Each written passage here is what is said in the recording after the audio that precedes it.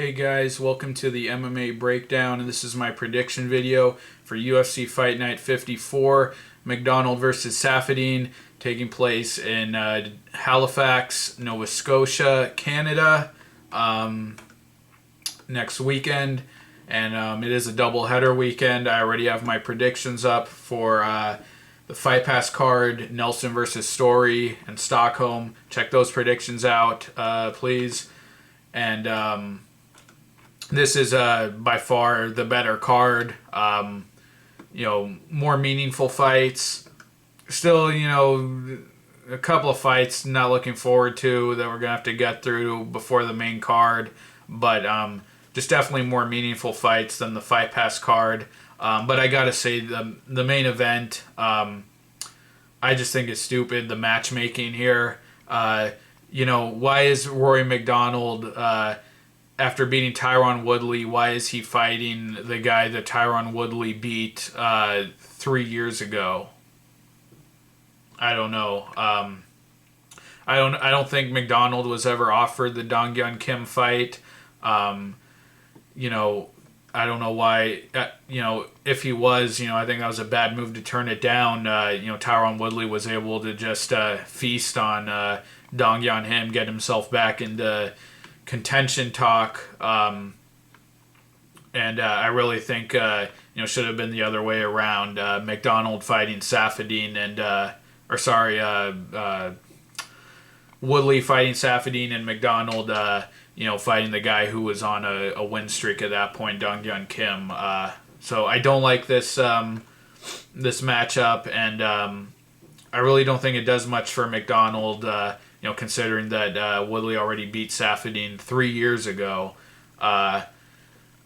unless MacDonald can get back to his very old, distant finishing ways and get an impressive finish, but I don't think that's going to happen.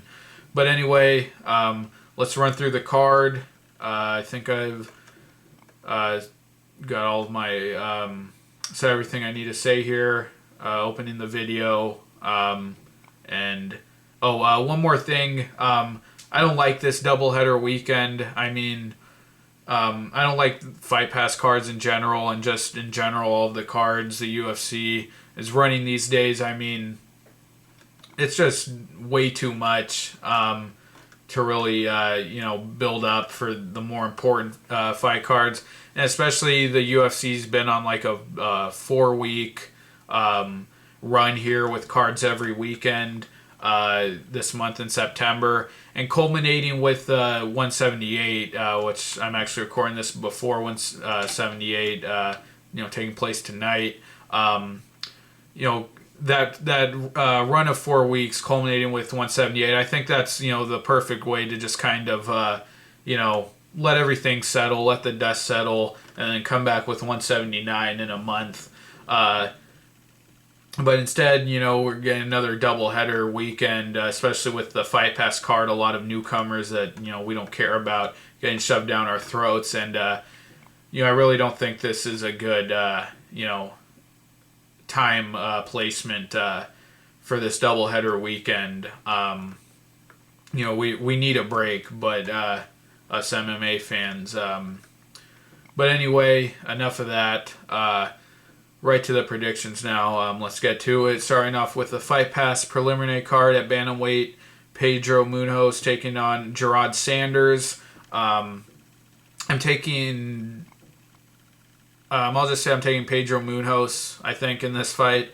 Pedro Munhoz took on Rafael Assuncao right after Assuncao came off of his win over TJ Dillashaw, which I do believe he legitimately won that fight. And a really kind of weird fight. I don't remember if Assuncao was supposed to fight someone else, but that's a real tall order, taking on a top 5 guy in the division in his debut.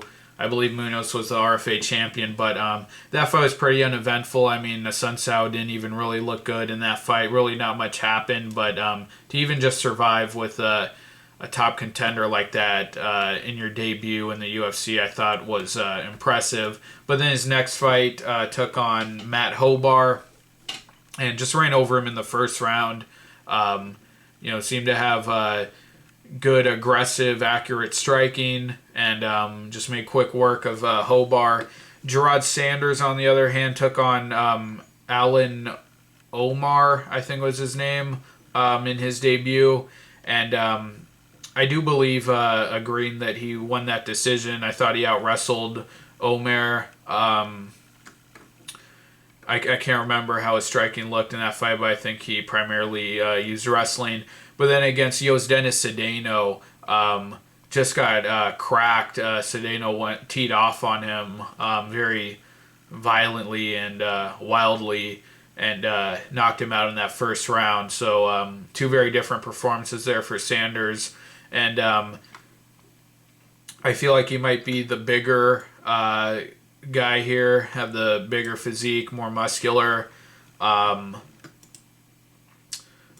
don't quite know, but I think he also might have that wrestling advantage, and against a Brazilian, that might be what wins in the fight. But I think Munhoz just looked really solid on the feet, and I think he'll have a speed advantage, and I'll take Munhoz to win this fight. Not sure how. And moving on to welterweight, Albert Tumenov taking on Matt Dwyer, who's another newcomer that I don't know. And Tumenov, I wasn't impressed with him in his debut, getting out-wrestled by getting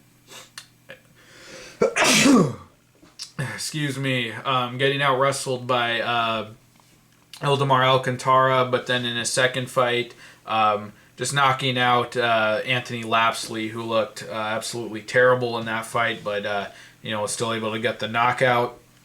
And I'm not gonna make a pick here because again, Matt Dyer, don't know anything about him, but I would expect Tumenov to have the striking advantage here. But two guys I really don't, or at least Tumenov, not a guy I really care about seeing, but.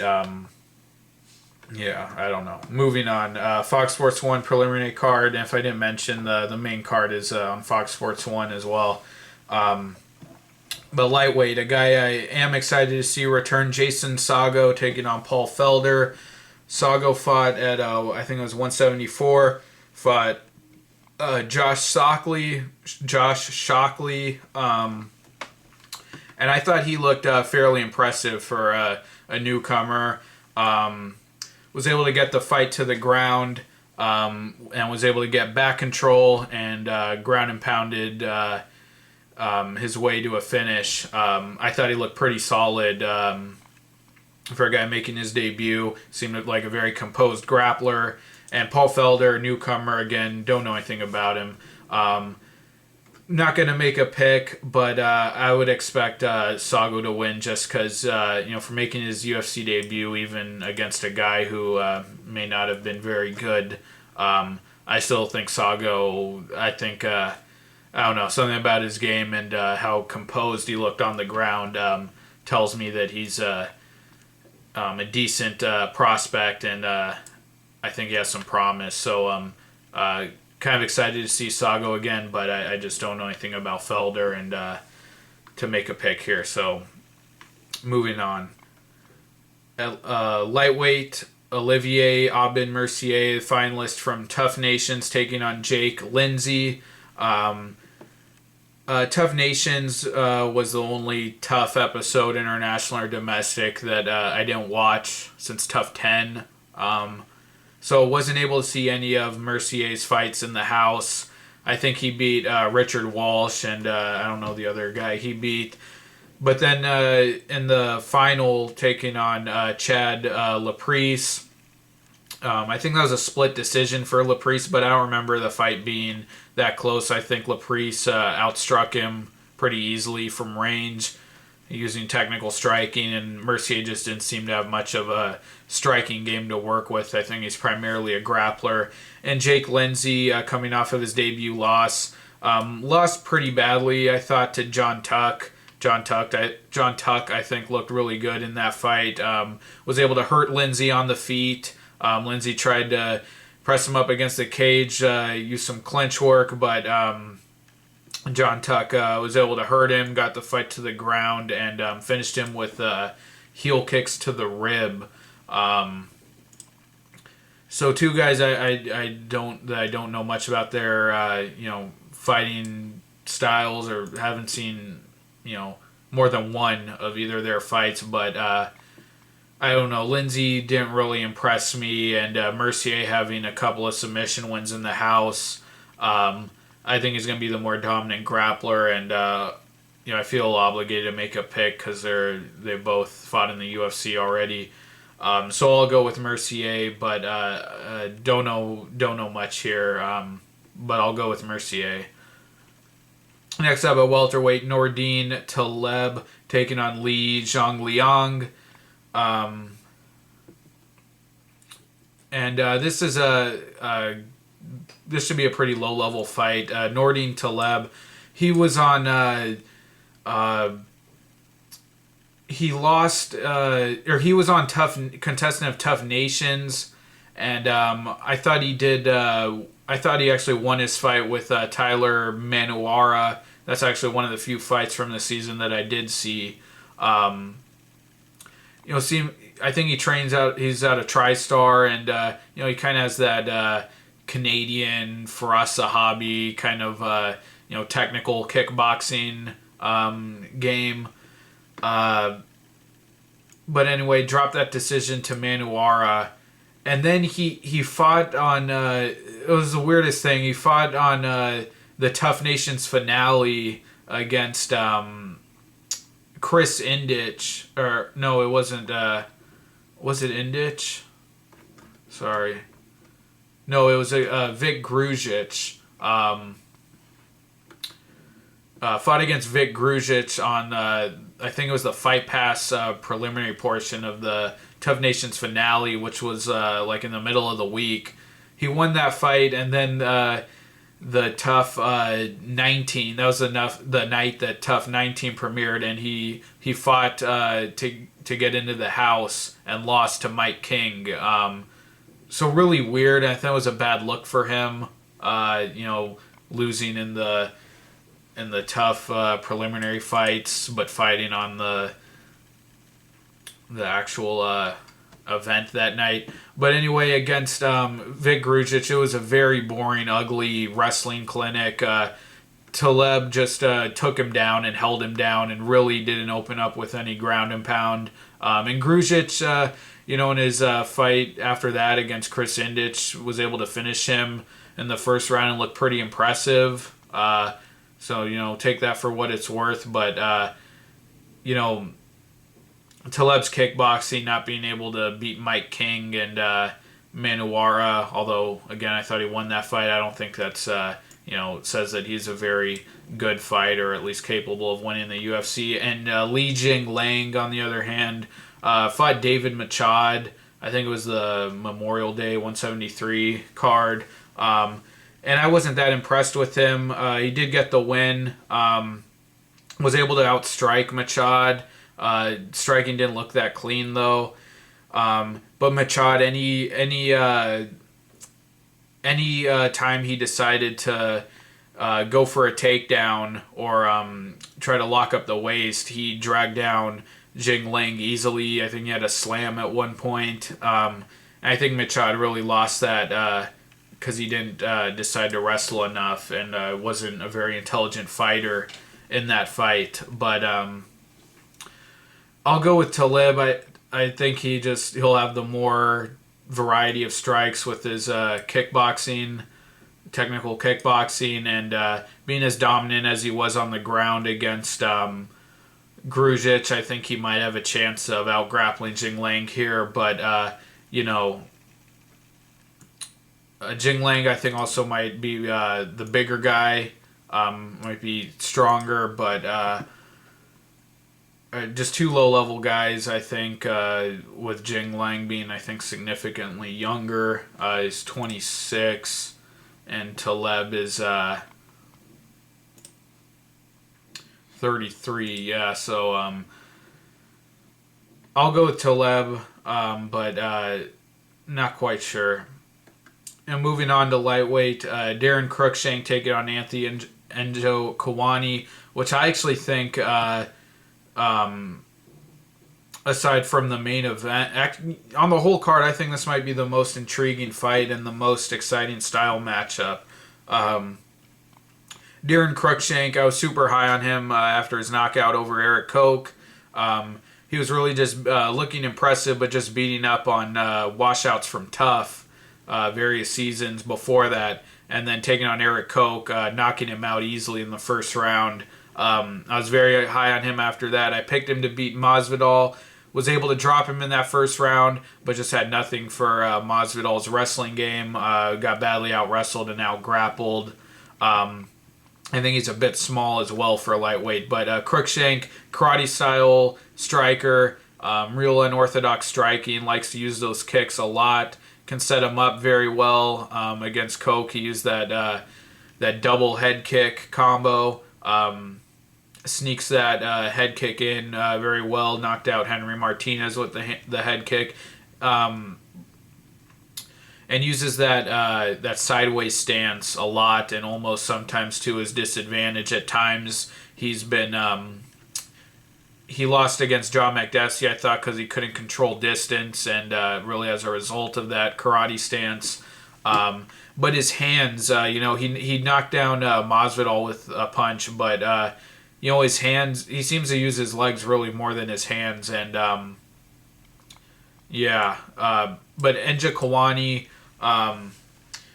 another really talented striker, but he's terrible at wrestling, and I mean terrible. His last fight with Vince Pichel, Pichel just fucking ragdolled him, and it was real ugly.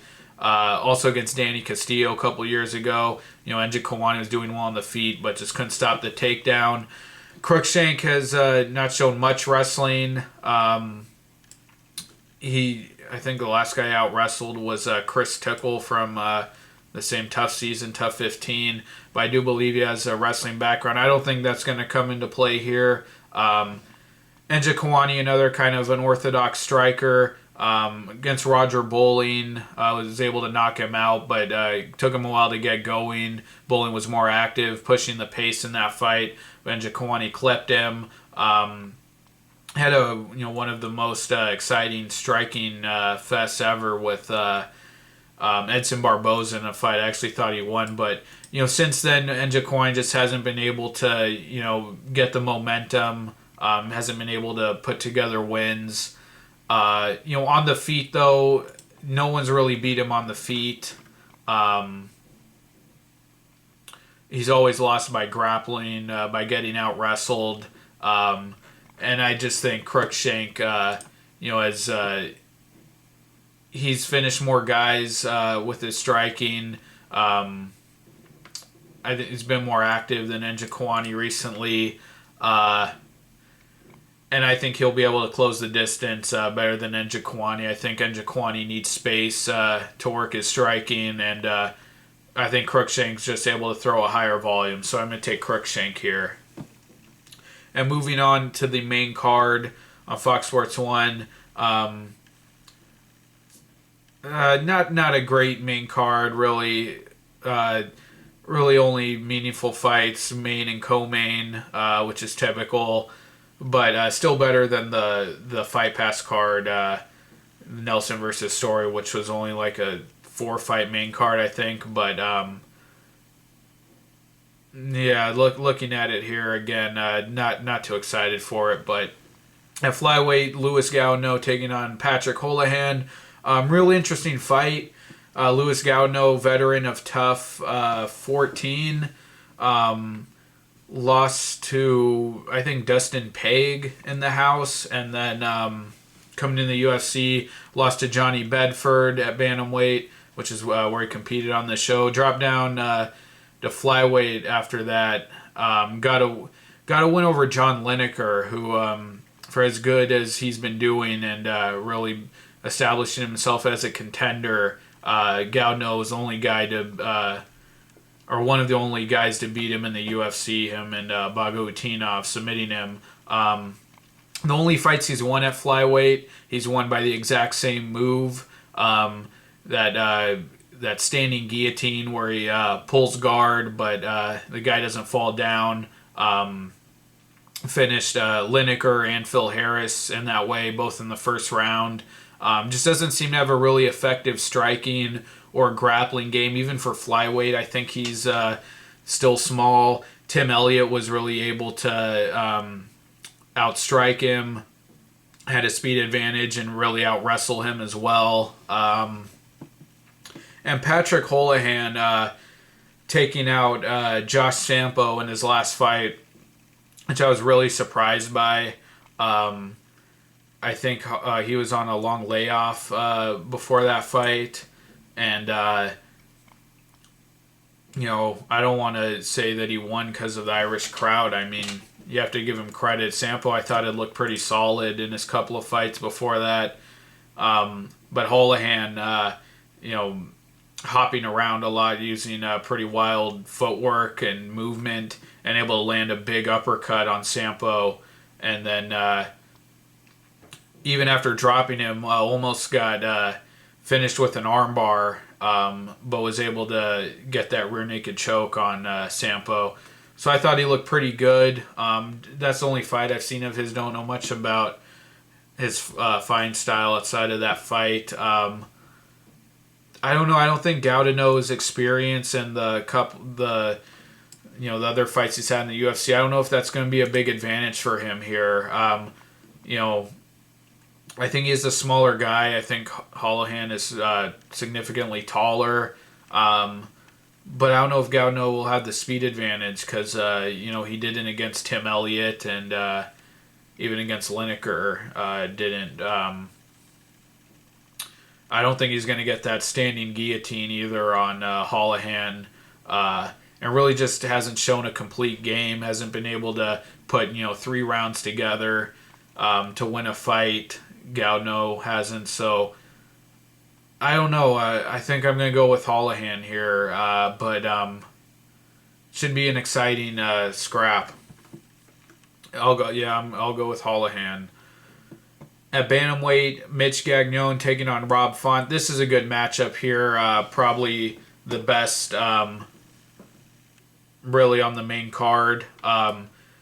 Gagnon, been really impressed with him. He took on Brian Caraway, who's fighting Assuncao on this card. Took on Brian Caraway in his debut and was really just beating up Caraway on the feet. Caraway, being as tough as he was able to persist and you know, make it ugly. Just outwork Gagnon, got him to the ground and eventually subbed him. But Gagnon nearly won that fight. Then against YL Watson, cracked him with a big overhand, jumped on him for the rear naked choke.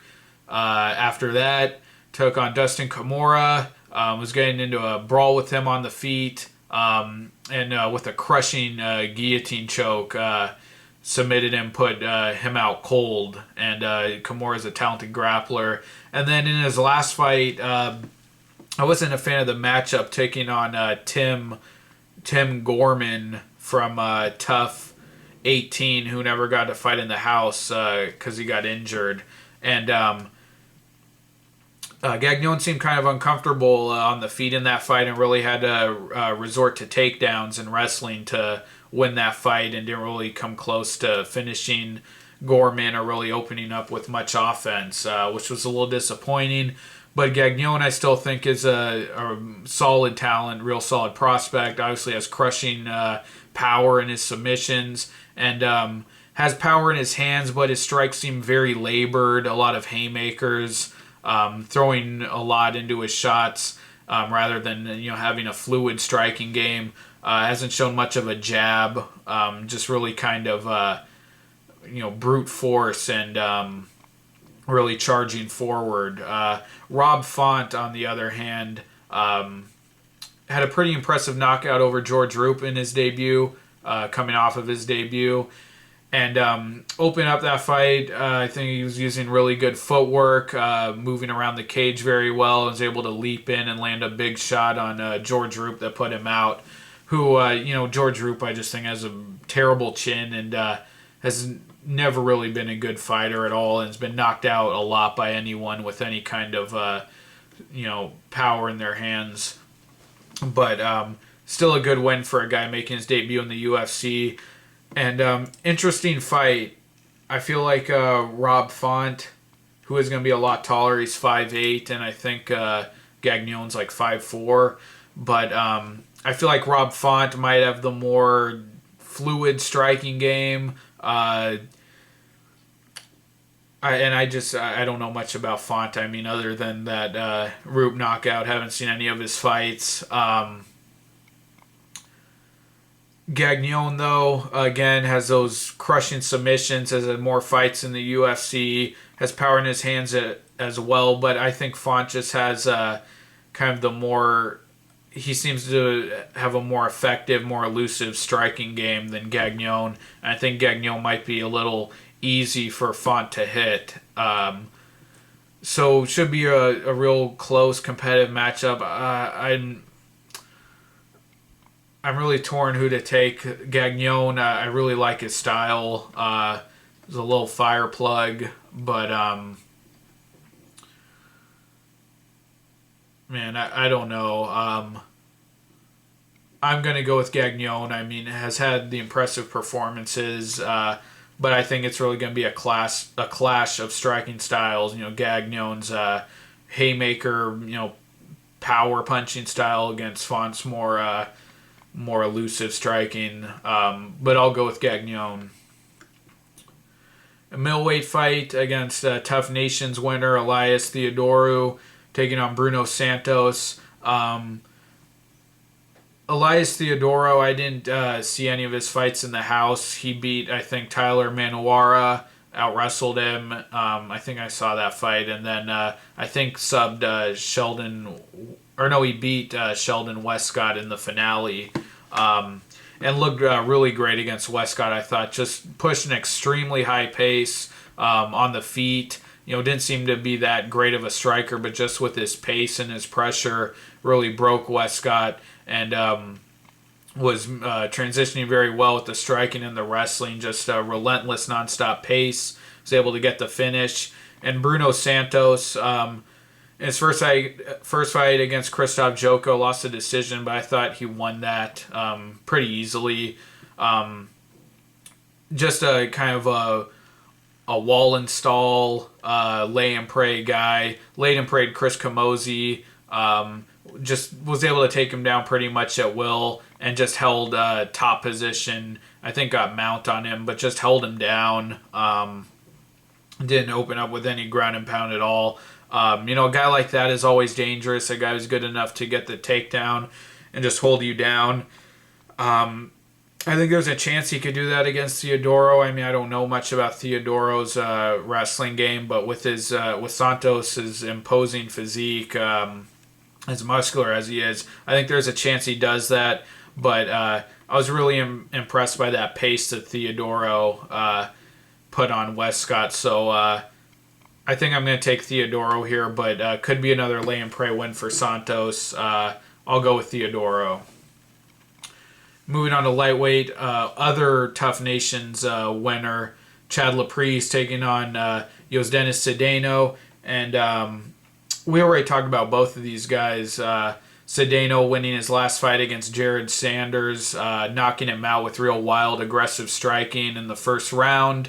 And Chad Laprise winning his fight against Olivier Aubin-Mercier. Chad Laprise being the really technical, composed striker, and Yosdenis Cedeno seems to be the more wild, aggressive guy. And he also lost his first fight to Ernest Chavez, where he just didn't seem to really be able to get any of his punches off.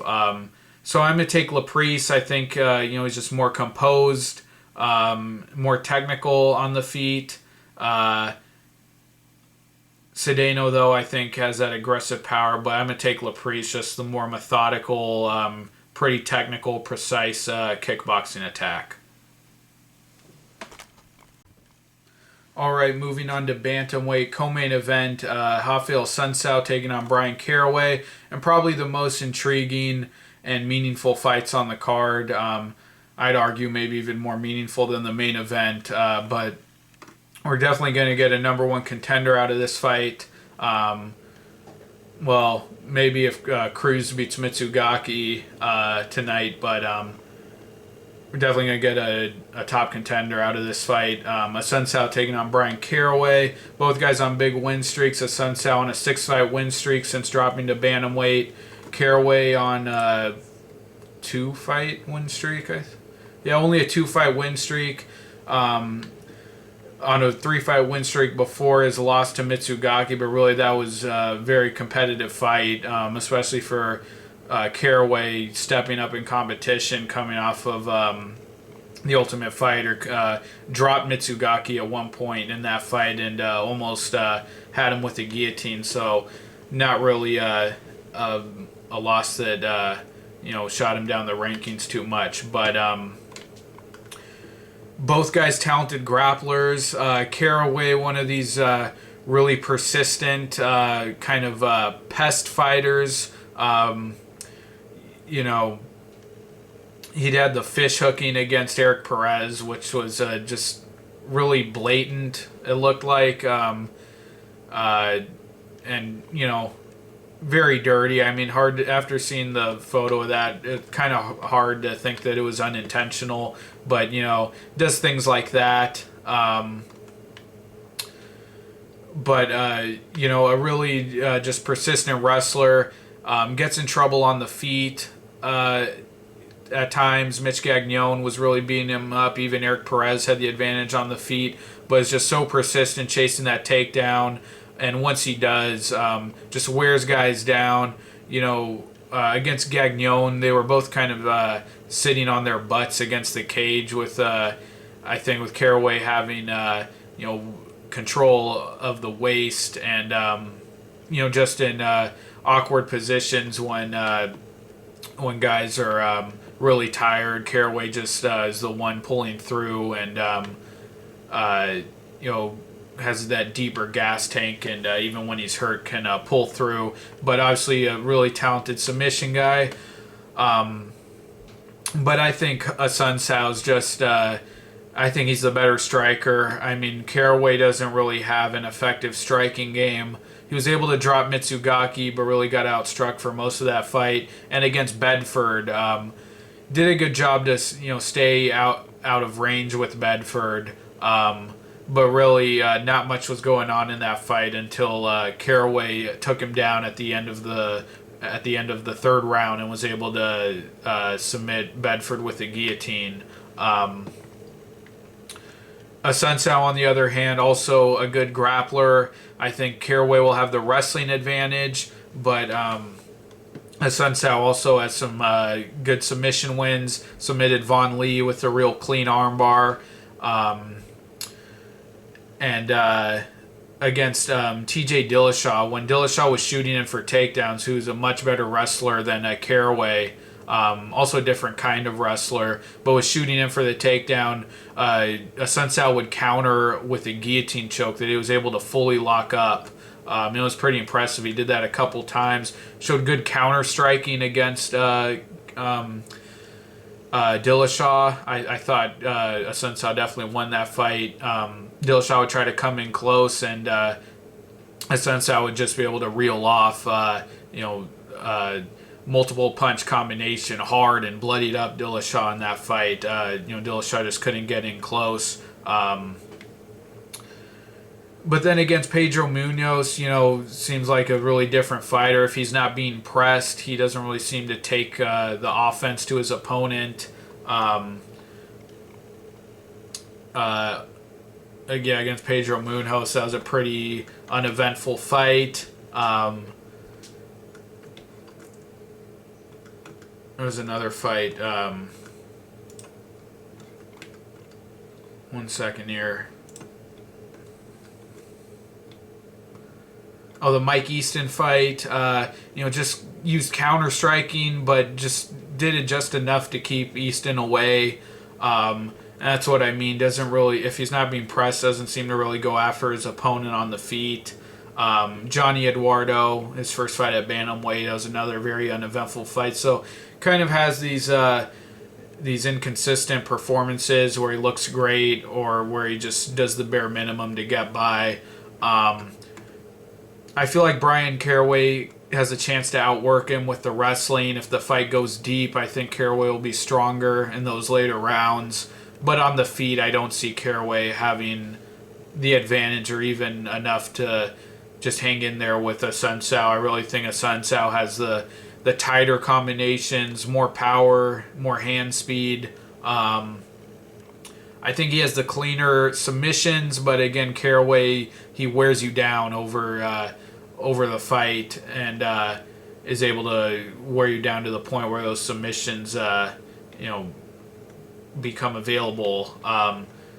This should be a competitive fight, but I think Assuncao, I think he'll get it done. I think he'll win a decision, but I think both guys should have their moments here.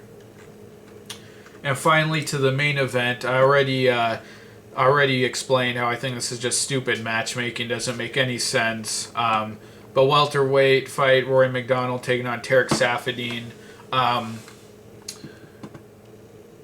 I don't think Saffiedine can be competitive one bit. I think he's a good fighter, but I still think he needs he needs to fight guys and build his way up here. He was supposed to fight Jake Ellenberger and instead fought Hyun-Gyu Lim, who actually was able, after leg kicking him to death, which is probably his biggest weapon, Saffiedine.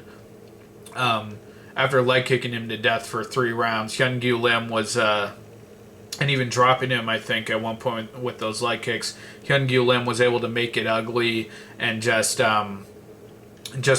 brawling recklessly, and was able to catch Saffiedine a few times. I think wobbled him. Saffiedine's biggest win is Nate Marquardt a couple years ago, where he just kind of leg kicked him to death and was able to just lay on him. And other than that, I think he's a talented fighter, has decent striking. I think he showed some good combinations against Hyun-Gyu Lim. Really a tactician, though, with those a technician with those leg kicks.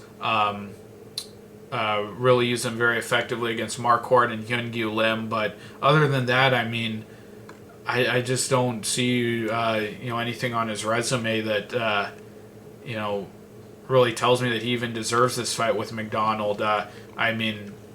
Seems to throw those leg kicks more than his hands, and I don't think he's going to be able to leg kick Rory MacDonald, who's really become a master of controlling distance and did that very well against Tyron Woodley in his last fight. I don't think I've ever seen a guy just, as effectively as MacDonald did, just walk a guy down, push him back towards the fence, and Woodley not being able to do anything to ever create space or get back to the middle of the cage. It was really impressive. MacDonald, is a big finisher early in his UFC career, finishing guys like Mike Pyle, out wrestling Nate Diaz. Having a really competitive fight with Condit, but up in Canada there in TriStar, I think he's just really they build guys like GSP and focus so much on technique and controlling distance that they just aren't exciting anymore and really don't want to take chances. But I think definitely that MacDonald's going to be able to do the same thing here, control distance. I think he's going to be able to outstrike Tarek Saffiedine, and I think that's going to be the story of the fight. I don't see Saffiedine being able to do much to MacDonald, so I'm taking MacDonald here to win the decision. So thanks a lot, guys, for watching. Those are my predictions for UFC Fight Night 54, MacDonald versus Saffiedine. And I'll try to have a recap for this. Check out my predictions for Fight Night 53, Nelson versus Story. Thank you for watching, guys. Take care, and I'll see you next time. Bye.